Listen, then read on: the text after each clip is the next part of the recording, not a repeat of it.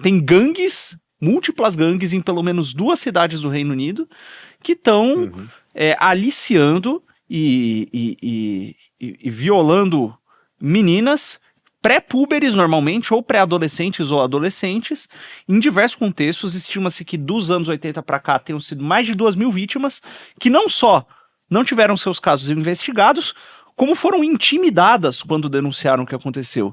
E parece que o líder do Partido dos Trabalhadores lá do Reino Unido, que agora, ou da Inglaterra, enfim, está sendo colocado na chincha por causa disso, porque ele era um dos responsáveis, um dos que poderia ter investigado a coisa enquanto acontecia, e não foi. Mas o que tá rolando aí? Você que costuma estar mais inteirado dessas pataquadas europeias.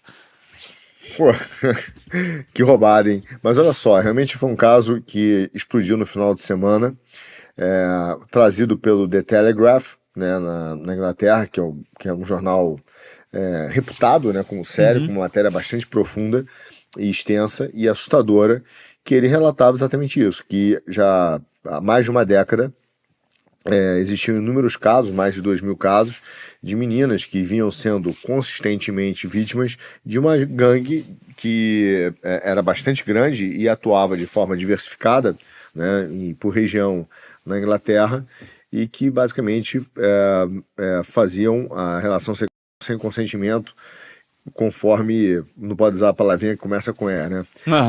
Por causa do algoritmo. Mas sem consentimento. Essas meninas, em alguns momentos, as histórias mais...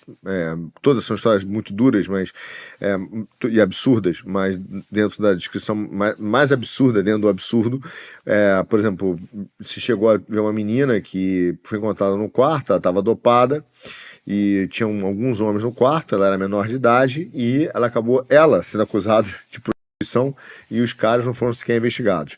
E, evidentemente, esses casos foram acobertados durante muito tempo, e principalmente pelo atual primeiro-ministro, que na época era o chefe dos públicos, né? Então ele era o responsável por fazer a investigação. E o motivo do acobertamento desses casos era que, e foi registrado, e a própria polícia ficava preocupada em investigar, era porque a gangue eram basicamente de imigrantes, na sua grande maioria paquistaneses, e portanto poderia afetar o multiculturalismo. Então a ideia de que, se isso fosse exposto, investigado e exposto à imprensa, poderia se criar um sentimento contra os imigrantes de forma geral, e isso poderia afetar a política de imigração e o multiculturalismo que o partido da esquerda, a esquerda woke aí, né, inglesa, queria proteger. E esses casos vieram finalmente à tona, e isso gerou uma comoção enorme. Alguns falam, inclusive, que o primeiro-ministro deve renunciar ou até mesmo ter uma moção de voto de desconfiança, tirar o voto de confiança, para que ele então acabe sendo removido. É uma crise política sem precedentes e absolutamente assustadora, porque era uma violência cometida contra crianças, mas que foi acobertada para defender uma ideia de multiculturalismo dentro da Inglaterra. E uma das coisas mais assustadoras disso é tudo assustador, não tem como, olha, isso aqui é especialmente... Não, a coisa toda é grave. Que é o seguinte, isso tá acontecendo aí já tem mais de década, né? Era uma coisa mais ou menos sabida, teve até o caso de uma menina aí que foi divulgado, que ela tentou denunciar a coisa, depois foi pra TV falar a respeito, e quando ela foi pra TV, a polícia bateu na porta da casa dela pra intimidá-la, pra que ela parasse de falar sobre isso publicamente, porque tava causando mal-estar. E fora toda coisa que nós já sabemos, quem acompanhou essa questão da polêmica da imigração na Europa sabe das no-go zones, né? Que de repente os policiais começavam a mapear locais que não podiam, em que a polícia não podia entrar, casos em zonas específicas que estavam para além do alcance das suas investigações e coisas desse tipo. Mas assim, a coisa é sabida há anos. E só agora, porque o Elon Musk decidiu falar sobre isso no Twitter e o Telegraph fez posteriormente uma matéria, que a coisa veio à tona. Então cara, é uma coisa ridícula. E o que uma das coisas que mais entristece a gente é que isso não é exclusivo, não é essa mentalidade, por mais que não tenha acontecido um caso como esse, com tanto alcance aqui no Brasil, mas essa mentalidade está presente aqui no Brasil. Né? Não é uma coisa exclusiva dos ingleses, né, do Reino Unido. E aí nós temos o caso do nosso querido Silvio Almeida, né? Que você acompanhou muito de perto, inclusive botou pilha nele lá no nosso Instagram, a gente tem vídeo sobre isso. Né? Você consegue explicar mais ou menos pra gente o que aconteceu? O Silvio ele teve aquela acusação, né, que começou com a irmã da Marielle, que eu esqueci o nome dela agora, que era ministra também no governo do Lula. Oi, o Dani falou o nome ali. Aniele Franco. Aniele. Então, a Aniele Franco era ministra ministra, né, do governo do Lula, o Silvio dos Direitos Humanos, olha que absurdo. E ela, durante muito tempo, não quis falar, mas depois ela não aguentou, né, óbvio, e falou das acusações, né, das ações dele de assédio sexual. Ele foi afastado e começaram a pipocar inúmeros casos de assédio sexual do Silvio Almeida, dando aula, professores, alunas, né, e ele acabou saindo, e a defesa dele, a primeira defesa dele é que isso tudo era racismo. Então ele, é engraçado, né, porque não pode dizer que a Aniele é racista, né? Mas ele botou esse ponto, e de outras professoras que também eram né, tinham professoras brancas, mas também isso não importa, também professoras negras, mas que ele realmente assediou, ou pelo menos recebeu acusação de assédio. Mas ele se defendeu e se escondeu através da questão do racismo. E aí que é o problema, quer dizer, esse multiculturalismo, ele é um pedaço dessa agenda woke. Ele é muito maior do que isso, né? Muito mais preocupante que isso, mas é um pedaço da agenda woke em que basicamente começa a se justificar certos atos, quase com uma carta branca para se cometer e violações a partir de uma compensação histórica, né? Mas Sim. Não é só isso, né? Mas a partir de uma compensação histórica de uma opressão. Então, por exemplo, no Brasil, essa ideia começou a circular de várias maneiras, até mesmo nas classes mais altas, que é aquela história clássica, aquele lema, né, que eles falavam clássico, não confunda a violência do opressor com a reação do oprimido. Isso. Então é como o seguinte, cara, grosso modo é como eles dissessem, olha, durante a escravidão, várias pessoas ou foram escravas, etc., foram violadas, né, pelos seus senhores. Portanto, como compensação, é razoável entender, e não dá para generalizar, porque vai estigmatizar as pessoas, então não pode dizer ou pode justificar esses atos atualmente. E isso ficou um pouco, né, você vê, marcado com a própria história do Silvio Almeida. Sim. E de tantos outros casos aí que o cara chega e fala, olha, eu na verdade, isso tudo que estão me acusando é racismo. Então é como se fosse uma carta branca para cometer. Né? Exato. Mas é bem pior do que isso, não é só isso, é bem mais do que isso. Sim, é uma carta branca para cometer, e é uma carta branca para justificar absolutamente qualquer ação do tal do campo progressista dentro da política. Cara, tem um vídeo do Pedro Doria, que ele o Pedro Doria tá no canal Meio com uma editora-chefe lá do ICL, eu não sei se ela é editora-chefe, mas é uma das editoras do ICL, e mais um desses medalhões progressistas aí, né? O ICL, para quem não sabe, é o famoso instituto que puxa saco lá do Lula, o Instituto Chupa Lula, não, sem a vírgula, sem o vocativo, né? Chupa Lula. E ele tava falando lá sobre como a maior ameaça à democracia brasileira, como ele entende, é o nacionalismo cristão. E ele diz que um dos elementos do nacionalismo cristão é uma espécie de supremacismo religioso, né, que não é um supremacismo étnico, que isso não existe no Brasil, né, até porque é um povo miscigenado, etc, etc. Ele não dá necessariamente essa justificativa, mas dentro da extrema-direita é uma espécie de supremacismo religioso, fundada no cristianismo, especialmente nas vertentes mais tradicionais. E aí ele diz que é o seguinte, nem todo fundamentalismo religioso é ruim, e nem todo fundamentalismo religioso e ideia de nacionalismo pode ser ruim. Porque, em alguns casos, como por exemplo no caso dos imigrantes islâmicos, o fundamentalismo religioso deles representa um rompimento com a religiosidade cristã que domina o país ou que dominava anteriormente. Portanto, essa substituição, essa quebra é boa. Poxa, o que ele está dizendo é que, mesmo uma coisa que ele considera negativa, pode ser positiva se romper com o modelo cristão.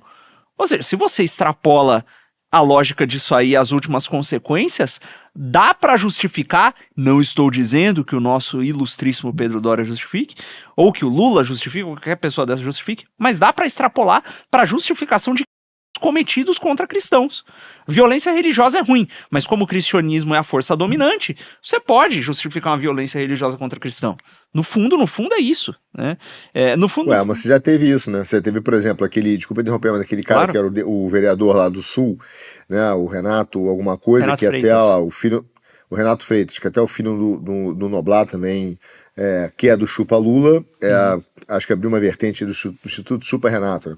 Mas ele entrevistou o cara e chupa o Renato, né? No caso, bom, enfim. Mas aí ele invadiu a igreja lá, né? Invadiu a igreja, interrompeu o culto, começou a ter um momento de agressão aos cristãos, assim como você teve igreja sendo queimada no Chile, e eles justificaram isso como um ato contra uma opressão, que não existe, mas contra um racismo, etc. E tá tudo bem. E se, por exemplo, tiver uma manifestação de cristãos, por exemplo, nas clínicas de A também, né? Não pode falar, mas começa com A. Aí não, aí é um ato de violência. Uma manifestação na porta da clínica é um ato de violência. O Renato entrar com MST ou queimar a igreja, como no Chile, não é um ato de violência. É um ato de liberdade contra o racismo estrutural, papapá. Quer dizer, já tá justificado, entende? Já temos essa justificativa sendo feita por esses grupos. Não, e olha, tem gente que pode dizer que, pô, nós estamos exagerando. O que tem a ver o caso do estudo das meninas lá, não sei o quê, com essa situação aqui? A gente tem documentado casos para você ver que, novamente, tem uma ideologia que justifica todos esses atos e ela passa por cima de qualquer sanidade moral. Que é o seguinte, existem casos em que pessoas no Reino Unido violam essas meninas sem o consentimento, etc., em que a pena aplicada a elas é menor baseado na etnia. Ou seja, o sujeito que pratica o contra meninas brancas ou nativas lá do país, inglesas, etc., tem uma pena menor do que aquele que pratica contra meninas de uma minoria étnica, que eles chamam de asiático, né? Como se o paquistanês e o árabe fosse idêntico ao japonês e ao chinês. É uma coisa muito doida, e eu digo idêntico aqui culturalmente, etc. Enfim. Então, se você pratica a violência contra um imigrante, a pena é pior. Por quê? Porque tem toda essa ideia da reparação e etc., das estruturas do racismo e não sei o que lá. Bati no microfone aqui. Enfim. Então é uma coisa que você vê que é a mesma lógica. Você vê que não tem pra onde fugir. Isso não tem... Já teve, inclusive, no Brasil, agora eu não me lembro a pessoa, mas já vi entrevista na Folha de advogados, né, que militam a favor do movimento, não negro, né, porque eu acho que o movimento negro não é engaiolado na cabeça pelo único discurso dessa turma, né, ideologicamente. Eu diria que eles militam por essa pauta do multiculturalismo woke, desse identitarismo. E ela já falou que deveria haver dentro do judiciário brasileiro uma análise das leis considerando o aspecto do racismo, da cor. E o que significaria? Que a gente voltaria a um dos maiores absurdos que tem, que é o de autor, né? Não da conduta. Então, não é a conduta que é avaliada, é quem comete.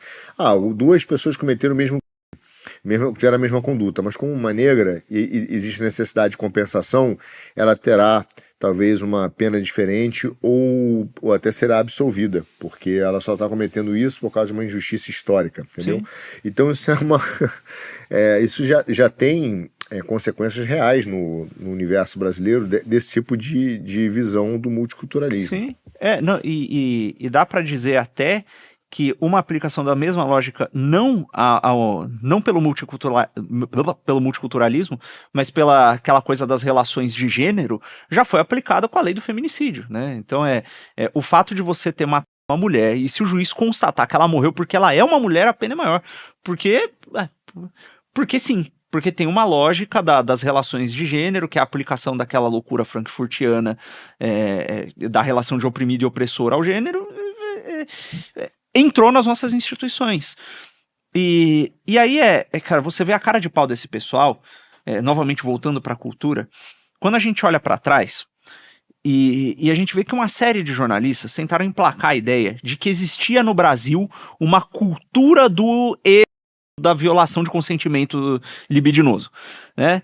Então, o Brasil é regido por uma cultura desse tipo, né? E para dizer isso, eles argumentavam usando o lance do machismo, a questão cristã, enfim, inventavam uma série de justificativas. Mas aí sai uma música chamada, desculpa, aí eu não vou ter como censurar o nome, mas o nome da música, entre aspas, era Surubinha de Leve, que é um funk que justamente descrevia, isso faz muito tempo, descrevia uma espécie de violação de consentimento libidinoso coletivo, dentro de um contexto de baile funk. E aí, essa música que descrevia isso começou a ser tratada como uma música perfeitamente legítima, que não era cultura de, de violação de consentimento libidinoso. Então, ou seja, a Epístola de São Paulo, falando da submissão da mulher ao homem, enquanto fala do homem ter que entregar a vida e estar disposto a morrer pela mulher, é cultura da violação de consentimento libidinoso. Mas a música que descreve o ato, não. Por quê? Ora, porque é o oprimido que escreveu, porque ele vem da periferia, e a periferia tem uma história de opressão e não sei o que, tá. Ou seja, você já tem uma apologia, algo que na minha opinião, ao menos é uma apologia, sendo tratado como algo normal por conta dessa lógica. Cara, isso não é novo, né, Lucão? A ideia do próprio multiculturalismo, que é um nome lindo para uma coisa muito ruim, né? Porque não é. Ele dá a entender, diz o seguinte: nós temos que aceitar todo tipo de cultura. E isso é que parece, né? Na verdade, o que ele finge dizer? Ele finge dizer que a gente tem que misturar as pessoas, várias nacionalidades, né? e não estigmatizar pessoas e povos e cultura. Mas o que na verdade, e parece um negócio legal, na prática o que significa de verdade é que não existe um padrão ético de virtude, de belo, de bom.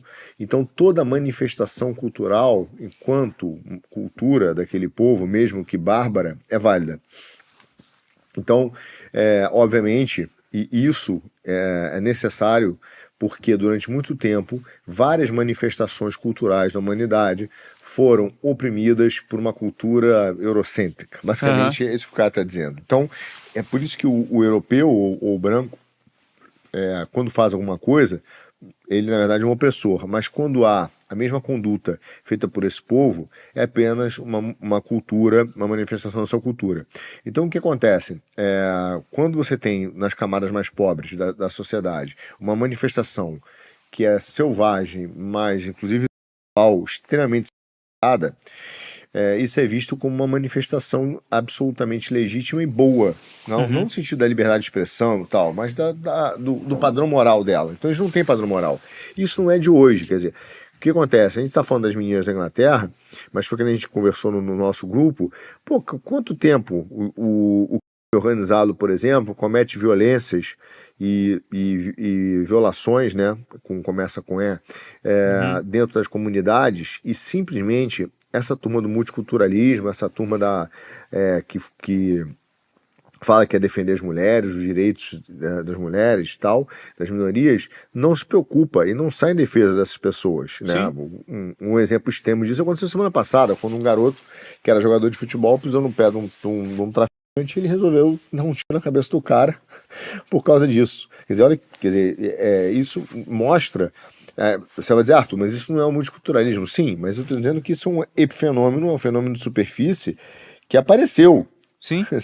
Essa é a ponta do iceberg. Então, se esse fenômeno existe, imagina a menina que é violada, né, constantemente nas comunidades por essas organizações criminosas e que não pode contar com a proteção de ninguém, muito menos do Estado. Sim. Então, o problema do multiculturalismo, nesse aspecto que a gente está falando agora, na música, é que, de fato, ele induz a ideia de que qualquer tipo de conduta é válida. Sim. Entende? Não existe a ética efetiva, a moral, a virtude. Então, vale tudo. Então, Sim. depende de quem canta. Se isso vem da galera do funk, de uma comunidade que faz apologia ao tá tudo bem. Não tá tranquilo. Essa é uma tremenda manifestação artística. Sim, agora vai lá um cristão cantar a respeito dos papéis de gênero tradicionais dentro do cristianismo, aí é opressivo, né? Aí não pode. A própria Cláudia Leite, que nem isso tava fazendo. Ela só assim, ó, eu sou cristã, tirou o orixá lá da música dela e já tava sendo taxada de preconceituosa. Então, assim, cara, é uma coisa absurda. Né? Então, é até pior, né? Nem preconceituosa. É sendo acusada e investigada pelo Ministério Público da Bahia por racismo religioso. Sim. Que é uma expressão desse multiculturalismo que é totalitário, entendeu? Você tem que aceitar a minha música do jeito que ela é. Entendeu? Então você fala, pô, que loucura, né? Não, eu não posso fazer uma versão. Não, é coisa de louco. É completa. Coisa de louco, não. É coisa de desgraçado. Porque quem faz isso não tá. Olha, obviamente que o militante que comprou essa ideia lá na ponta, ele pode estar meio doido mesmo, ele acredita nisso aí, ele tá no erro, né? Mas as pessoas que arquitetam esse tipo de coisa têm muita ciência do que eles estão fazendo, né? A partir do momento que você tem teóricos, por exemplo, como o Foucault, que dizem que todo discurso é poder, é uma forma de exercer poder, e a partir do momento que você põe uma definição a alguma coisa, você está fazendo um tipo de opressão, e aí o cara arma toda uma cama de gato, uma espécie de um projeto, para você desfazer as definições e desfazer a cultura, e desfazer tudo que a sociedade gosta para desfazer a opressão, ele sabe o que ele está fazendo, meu Deus do céu. Tem um projeto. A gente vê isso na questão, ditas questões de gênero também, enfim, evidentemente, é um projeto de poder. Então, cara, a coisa tá tão relativa, mas tão relativa. Quando teve essa confusão aí da Globo com a Anitta, do show do final do ano, e do espetáculo que a Anitta faz, né? E é muito interessante o nível da discussão que eu tive com algumas pessoas no Brasil. Que aí eu falei, cara, porque tem essa maluquice, a Globo não devia ter censurado, a Globo não deveria nem ter mostrado, né? Porque realmente as letras da Anitta é uma expressão clássica desse multiculturalismo, né? Que ela pode cantar que é puta e tá tudo bem. Né? E que acaba tendo esse efeito, porque ela canta, aí a gente acha normal ser daqui a pouco a menina tá no OnlyFans, então é um efeito que transcende a questão cultural, né? Ela vai ganhando contornos reais. Mas enfim, aí eu tava conversando com um cara, e aí ele falou, Arthur, você critica a Anitta e não gosta da música só porque você é cristão. Aí eu digo, olha, realmente eu sou cristão, e realmente não gosto da música e não acho que seja um espetáculo bom. Mas você está dizendo que eu só estou criticando ela por causa disso. Tá bom, que seja, não tem problema. A minha pergunta, já que você tocou nesse assunto, cara, é que se você não aplaude ela só porque eu, como cristão, não gosto. Porque você não é capaz de dizer que aquilo é bom em si, entende? A única forma de você dizer que a Anitta deve aparecer na Globo e que ela deve cantar aquilo que está sendo cantado, você não consegue dizer, cara, essa música é boa, é uma artista. Você começa a dizer, olha, eu não consigo defender ela, mas eu consigo dizer que você só está criticando ela porque você é cristão. Então é como se o padrão de bom, virtude, belo, daquilo que tem qualidade, passou a ser aquilo que o cristão não gosta, ou aquilo que ofende o cristão. Se ofende o cristão, é bom. Entende? Então essa última expressão máxima do multiculturalismo que ele confessa que ele é incapaz de dizer que a coisa é boa em si mesma. Ninguém conseguiu defender tanto o espetáculo em termos de imagem quanto a letra, né, da Anitta. E a forma dele atacar isso é só dizendo isso. Você tá falando isso aí, porque se você é cristão, eu não gosto de cristão, então se um cristão não gosta, pra mim é bom. Cara, e olha o estrago que isso faz, porque é o seguinte, a Anitta, ela é um modelo, porque a Anitta tem muitas ouvintes crianças, né, e aí, beleza, os pais têm lá uma responsabilidade, não deviam deixar a criança exposta a isso, etc. Mas tem muitos ouvintes crianças. A Anitta é a cantora brasileira que é projetada pro mundo, e se você não gosta, você tá, e se diz patriota, você tá sendo hipócrita, porque ela tá divulgando o Brasil pro mundo. Mas ela tá divulgando a imagem da mulher brasileira como uma mulher, é uma mulher bonita, tá vendendo o turismo aqui no Brasil. Aquela música que ela fez lá, Girl From Rio, que é uma música em inglês, etc., só fala dos atributos físicos das mulheres. Ela mesma, enquanto mulher brasileira, só fala né, enfim, só fala dessas coisas, só fala de é que não tem outro nome. É uma coisa que não... É só, ela está falando de sexo. Não, sexo é uma coisa plenamente normal que adultos fazem dentro de um matrimônio, normalmente. Né? O que ela está fazendo é um outro negócio. Enfim. E essa imagem que é vendida para fora, e essa imagem que é colocada como modelo de virtude para as meninas. Ou seja, se aquilo que é o modelo cristão, etc., é mal e esse é o modelo de virtude, elas crescem aspirando aquilo. E é natural que você tenha uma geração inteira de meninas que muito provavelmente, em quase sua totalidade, vão ter um contato ou outro com a prostituição. Porque é o seguinte, é a Anitta de um lado, é a Martina do outro, que o pessoal, cara, faz um esforço pra vender a Martina como um modelo de virtude, que é a beisola do OnlyFans, que é aquela menina que fazia os TikToks lá, que viralizou, que ela fazia... Ok. Ela chegava e falava assim, você quer me ver pelada? Aí a pessoa entrava em pânico e ela dava um presente pro cara na rua, o OnlyFans dela. Né? O OnlyFans não, é o Privacy.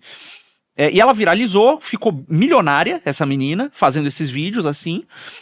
E aí o pessoal gosta de falar, olha, ela pega esse dinheiro e ela doa pros outros.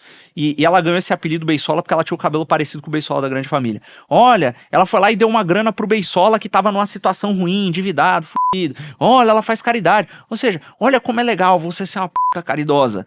E aí, o que não se fala é que é o seguinte, a maior parte das meninas que entram nessa não ganham dinheiro como a Beisola. Ficam estigmatizadas pro resto da vida e nem sequer conseguem ganhar o suficiente pra viver. Entendeu?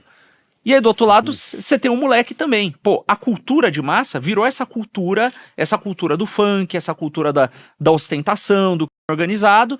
Aí o cara tá lá, o moleque cresce... Olha, a maior parte, 60%, 70%, se não me engano, dos jovens de sexo masculino estão solteiros, atualmente.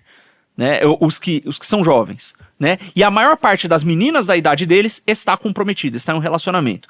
Ou seja, você tem uma massa de jovens do sexo masculino frustrados, sem perspectiva de carreira e etc, etc, etc. Aí a cultura de massa é a cultura da ostentação e de glorificação do organizado. Você tem lá o cara do kit salve da quebrada, falando sobre como ele quebra o braço da mulher, amarra e raspa o cabelo dela quando ela atrai ele. Esse é o cara que tem poder. Esse é o cara que as autoridades não podem tocar. Que tipo... Aí o modelo de virtude cristã tradicional é mau. O que é que o moleque que se deixa levar por essa cultura de massa vai pensar que ele tem que fazer da vida, cara? Então, olha só, você falou da... Eu queria fazer uma puxada na questão da prostituição, mas começando lá de trás. A Anitta hoje, quando toda hora fala, e é o que você falou, ela é como se ela estivesse falando assim, eu canto o que eu canto e mostra minha bunda pra todo mundo, pra tentar quebrar um estigma do Brasil, né? O estigma cristão e tal. E é exatamente o contrário. Se você pensar, a história do brasileiro e da brasileira, isso tem anúncios que até o Dória, quando era secretário de turismo, né, do Sarney, Sim. fez essa campanha lá fora, né, mostrando as bundas da mulher brasileira, tá indo turista, que na verdade é quase uma campanha de turismo sexual para atrair estrangeiros procurando turismo sexual. E isso criou dentro e o próprio carnaval dentro de todo um imaginário no mundo que a mulher brasileira é puta. Então, veja a loucura, isso criado na década de 80. Quando a Anitta faz esse show hoje, que estigma que ela está quebrando? Ela só está confirmando. Ela não tem nada de revolucionário, ela simplesmente está mantendo essa mesma visão. Né? E a ideia de ser puta. E a ideia de ser puta, como você falou, agora tá virando uma ideia de ser assim, ela ganha dinheiro, é puta, mas veja bem, é a puta do bem. É que nem o gabinete, né? O ódio do bem. É a puta do bem. E a maior maldade que os caras fazem é que eles limitam a questão como se fosse basicamente o seguinte, cara, a liberdade a liberdade do corpo e eu tô ganhando dinheiro com isso online, não tem problema nenhum. Como se isso não tivesse vídeo, vários problemas em volta. Agora, o que é pior ainda, né? Que se você quisesse nem olhar o efeito social, olhar o efeito individual, cara, toda a mulher que se prostitui, ela guarda profundos traumas psicológicos. Profundos, são marcas muito pesadas, né, da sua vida. Ela não é de fato feliz, isso causa profundos traumas. Na vida dessas pessoas. E eles não abordam isso, entendeu? Você tem aquela... Sabe, você resume ao sucesso dela basicamente é o fato de ela ganhar um dinheiro de curto prazo. Mas você não tem, ao longo da história da humanidade, que chamam assim, putas felizes, não existe. É um conto dos irmãos Grimm de terror, né? Não é nem de fadas, que é falso. É um conto de terror de ponta a ponta. E esse pessoal hoje que promove essas pautas simplesmente enganam as pessoas e os jovens com essa ideia de que qual o problema, né? Você só está ganhando dinheiro como um trabalho honesto. E isso tem profundos traumas, tem profundas consequências negativas, né? Inclusive na própria pessoa. E ela será estigmatizada. E aí estão tentando dar a ideia de que não, o problema é que agora é preconceito, o racismo, daqui a pouco estigmatizar por os... Exato, e aí tudo vira estigma, e as pessoas, do mesmo jeito que o policial lá no Reino Unido fica com medo de investigar o cara e ser acusado de racismo, de punir e de salvar vítimas reais por medo de ser acusado de racismo, o sujeito fica com medo de dizer a coisa mais moralmente sã e ser acusado de ser preconceituoso. Fica com medo de levar uma vida virtuosa, que o faz bem, e ser estigmatizado pela sociedade progressista. Então você coloca amarras nas pessoas que as impedem de viver bem. E olha, tem uma menina aí chamada, só pra dar um exemplo, chamada Gabritas, que ela faz vídeos no YouTube. Ela era uma dessas meninas de OnlyFans, saiu desse negócio, e ela fala sobre como o vício em pornografia levou ela a fazer isso, sobre como isso fez mal pra ela, sobre como quando ela saiu, ela se... Então, cara, é uma coisa que assim, os exemplos estão aí do mal que isso faz, e no final das contas, essas pessoas colocam como antissistema, né? Estou aqui subvertendo o sistema. Mas quem mais lucra...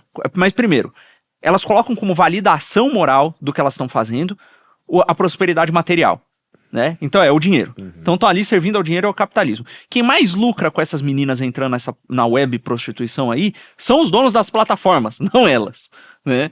E olha, eu tenho certeza que a Globo ganhou muito mais dinheiro com publicidade durante o show da Anitta do que a própria Anitta.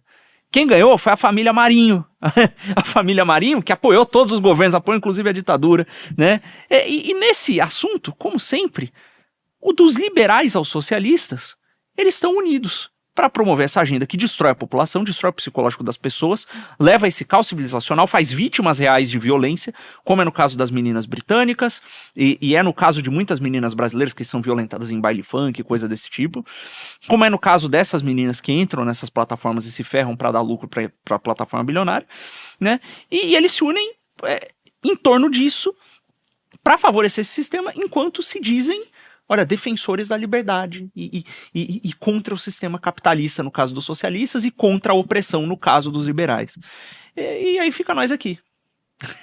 Não, e tem muitas incongruências, cara, porque, por exemplo, eles falam da objetificação da mulher, mas na hora que você começa a trocar sexo, ou ela fala, pô, quer ver meu OnlyFans? No final você começa a fazer uma avaliação, porque não é ela por ela, é ela em comparação a outras. Sim. Então, aquele negócio, por que eu vou gastar R$10, sei lá, não sei quanto é a assinatura do OnlyFans, não sei se é fixo ou não é o assunto que eu domine. Mas, sei lá, R$10, R$5, se é só pra ela, se é geral, enfim. Por que eu vou gastar R$10 com você? Eu vou olhar, daqui a pouco vou dizer, não, já te vi, agora eu quero a outra, entende? Sim. Então ele começa a comparar e tornar como se fosse carne mesmo, carne de primeira, essa tem menos gordura, essa tem mais gordura, só objeto de essa consumo. tem mais nervo. É objeto. Então, a ideia da liberdade sexual, ela promove exatamente o contrário do que ela promete, que é a objetificação da mulher. E não por menos, quando você chega aqui na Europa, voltando só à questão do escândalo na Inglaterra, o número de violações na Europa aumentaram, assim, cara, assustadoramente em vários países, porque agora os homens veem as mulheres como objeto. Entendeu? Então, você tem uma série de problemas cruzados disso que não são incongruências dessa agenda, né? Então, a mulher fica objetificada, você tem aumento contra as mulheres, você tem aumento da violência, a visão dos homens não mais da mulher como mulher, né? Como ser humano, mas como objeto, né? O baixo valor delas. E aí você vê o aumento, inclusive, portanto, de um movimento até masculino e de alguns caras que cada vez mais objetificam a mulher, né? Tem cara da direita, né? Que se direita, fala, a mulher tá metralhada, uns termos, entendeu? O cara começa a dizer qual baixo valor pessoal de mercado, Sim, começa a ter sim, todos esses conceitos que não fazem sentido nenhum, cara. E isso sim, vem do multiculturalismo progressista, entendeu? sim, mas são todos frutos da mesma árvore, no final das contas, né? É Então isso. e é isso, né? É, e aí, olha, para finalizar, eu acho que nós já esgotamos o assunto, né? Como sempre, né? Novamente, né? É uma coisa que acontece aqui nesse programa com uma facilidade nesse canal, né? Todos os assuntos que nós tratamos aqui, nós vamos até o fundo, nós esgotamos. Mas fica aí o alerta, né? E o exemplo, né? Que infelizmente essas ideias que parecem só ideias, né? Elas têm consequências reais. Né? Elas têm consequências reais e geram vítimas reais e muitas vezes acabam por gerar reações desproporcionais também, né? Então você vê, olha, o Brasil nunca teve problema com a inclusão de culturas estrangeiras, por exemplo. Né? Sempre veio imigrante pra caramba. Aqui o imigrante vivia ali no canto dele. Teve o exemplo lá do Vargas que suprimiu o ensino de línguas estrangeiras, aquela confusão com a comunidade japonesa, aquele negócio todo. Mas não é. Mas é um fenômeno que durou pouco, né? Não é uma coisa que se estendeu. Então, o Brasil sempre foi multicultural no sentido de acolher culturas estrangeiras, mas dentro de uma moralidade que, ora, que é uma moralidade de raiz cristã e que eu creio que nenhuma religião séria discordaria. Né? Especialmente os principais entre os 10 mandamentos, não há tradição religiosa nenhuma séria que discorde. Né? Então, as pessoas sempre foram muito bem-vindas aqui. As comunidades de imigrantes sempre prosperaram aqui, especialmente aqueles que vinham para trabalhar. Né? Um exemplo é a própria comunidade japonesa, enfim. E a coisa que o brasileiro sempre foi muito acolhedor nesse sentido. E nunca precisou de progressismo multiculturalista para isso. Né? Então essa é uma das provas de que esse negócio gera os efeitos contrários do que ele propõe a gerar. E que, olha, no final das contas, não há nada de errado em você ser um cristão, em você prezar para que a cultura do país seja cristã, porque a cultura dominante, a cultura que formou o nosso país é cristã. E isso não significa que você vá sair por aí oprimindo e violentando pessoas de outras culturas. Até porque isso vai contra os preceitos mais básicos do cristianismo. Né?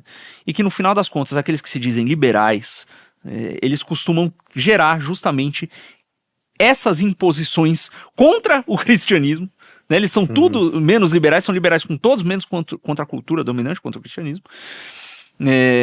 E acabam por gerar os efeitos opostos ao que eles pregam. Então é isso. Acho que não tem muito mais o que falar. Se tiver considerações finais, as dele. Não, minha consideração final é que a gente fala, claro, que, como você falou, chama atenção pra caramba essa ideia de que, quando você fala de violação de crianças feitos por grupos paquistaneses, ou mesmo de mulheres, de outras mulheres, né, mais adultas, aqui na Europa, mas no final das contas, é o que você falou, cada vez mais o judiciário, a justiça, aquilo que é feito para controlar a sociedade, ela começa a ficar com medo de fazer a sua justiça valer, porque é como se estivesse criando um grupo de cidadãos que podem fazer tudo, de Sim. criança a um exemplo, né, botar um ponto, mas está dentro do mesmo chapéu do multiculturalismo, a não ser revistado no aeroporto, porque se ele for parado para ser revistado é porque o cabelo dele é grande ou porque ele é negro. Sim. E não porque apitou na máquina, entende? Então, quando teve até essa pequena onda no Brasil, das pessoas começaram a reclamar, dizer, eu fui parar no aeroporto, meu Deus, quer dizer, o cara, e como se o cara que trabalhasse na Embraer não, pô, no aeroporto, esqueci o nome agora, que cuida ali do aeroporto no Brasil, que esse cara tá ali. Infraero? Qual o nome? Acho que Infraero. O cara da Infraero, fosse um branco europeu dominador, né, 100% germânico. E não é. E o cara fica acusando essas pessoas de racismo, né? Então, veja, a gente acaba criando coisas no dia a dia mesmo, loucuras nas pequenas coisas. Essa onda teve no Brasil 4, 5, 6, 12 pessoas começaram a a tentar fazer isso acontecer, e de repente meio que até a população falou, cara, isso é maluquice, o cara parou porque apitou, parou porque tem uma revista aleatória, né? Sim. E aí isso voltou para a normalidade porque as pessoas viram, esses militantes viram que não ia colar na sociedade, aí foram achar outros problemas. Mas o que os caras querem é criar o cidadão tipo com vale, posso fazer tudo. É isso aí. E se você quiser saber mais sobre esse assunto, tem aqui um programa gravado por um dos apresentadores que está aqui presente, inclusive, chamado O Woke Não É Só Uma Ideia. Né, que é sobre como o wokeismo é utilizado verdadeiramente como arma. E se você já viu esse programa, tem um segundo aqui, ó, do Quinto Elemento do Velho Testamento, do Antigo Testamento, que é uma entrevista que a gente fez com a Preta de Rodinhas há muito tempo atrás, em que ela fala sobre a ironia da decolonialidade, do racismo estrutural, de todas essas ideias que geram essa loucura multicultural que a gente tá vendo agora. Então é isso aí. Se você dê seu like, assista os programas, se inscreva, vá no Telegram, que tem o programa Sem Censura, vai no X, que tem o programa Sem Censura também, e é isso, siga os nossos apresentadores nas redes sociais, o Arthur, o Felipe, eu, e até a próxima.